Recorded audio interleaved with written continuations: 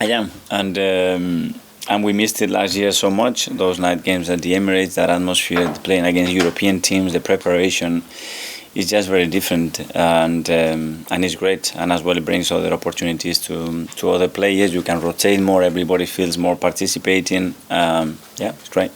When you I don't know if you watched the Champions League draw yesterday. Did you sort of watch it and maybe have regrets, think, or we could have been in there? We could have been there, and maybe another year with the same level of performance that we had, we should be there. But we weren't there. Learn the lessons, understand why we weren't there, what is the level required, and go into the next step and try again. But obviously, you're going to be playing probably less glamorous games, and there's some quite arduous trips in there involved, which you probably don't get in the Champions League. Is that the downside of the Europa League? That's the competition that you played, but that's all in paper. Then the reality is pretty different, and I think there are some good examples about the team that won that competition in the last few years. And final question. I mean, in the Champions League, you probably can't really afford to rotate too much. Can you do it? Can you maybe rotate a bit more in the Europa League? Depending the level of the opposition, again, the state of the squad, where everybody is, but.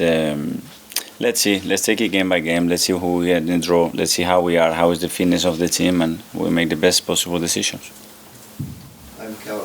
In terms of that rotation in the Europa League, I guess would players' on-pitch chemistry depend on whether you choose to drop a player out or keep them in?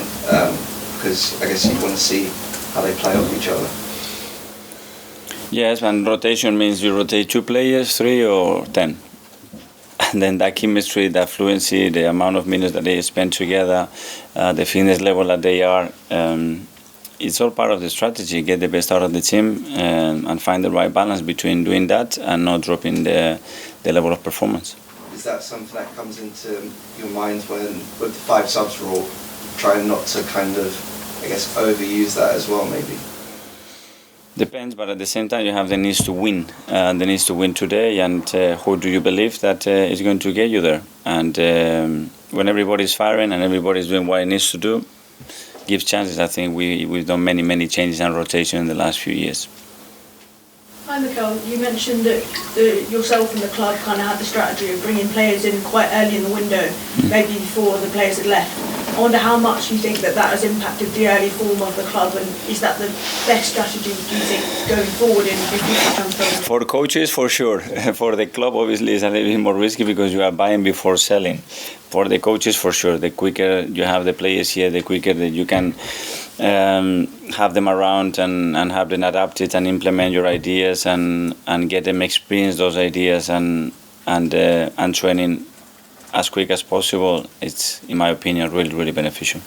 And you've mentioned before that often you've quite enjoyed challenging times at the club where you've seen kind of the players' reaction. Is it a very different kind of period where things are going quite well, things are going quite smoothly? Obviously you want that as a manager, but it must be a little bit different in terms of what you do day to day in the week. Yeah, and keep the standards high and keep the demands even higher and make sure that everybody's at it every single day, because we've done nothing. We've won 3 games. We need to beat Fulham right now, and in order to do that, we're going to have to be really good on Saturday, perform at the level that we've been performing or higher. Mikel, at what stage should we consider Arsenal to be title contenders? There's only 35 games to go now. You won't hear it from me. You're not going to hear from me. That is the next game, is the next training session, and go day by day. Is it a problem in a nice way that things are going well because it gives you selection issues and different problems to solve than when, say, this time last year? It's a very different problem. I prefer this problem, that's for sure. And we need to maintain the cohesion of the team and the belief in the team that everybody is able to contribute, and they are doing it because the 5 subs as well. I think it helps a lot. Last one, Dan. Okay, I just wanted to ask you quickly about Emile Smith Rowe. I mean, this time last year, I think he was around the England squad, and you mentioned the World Cup and also conversations you had with Nico about minutes. I just wondered, have you been speaking to him? Has he been having similar conversations? There are some concerns about how much... No, because he's been injured. He's been injured. He's not had a clean pre-season.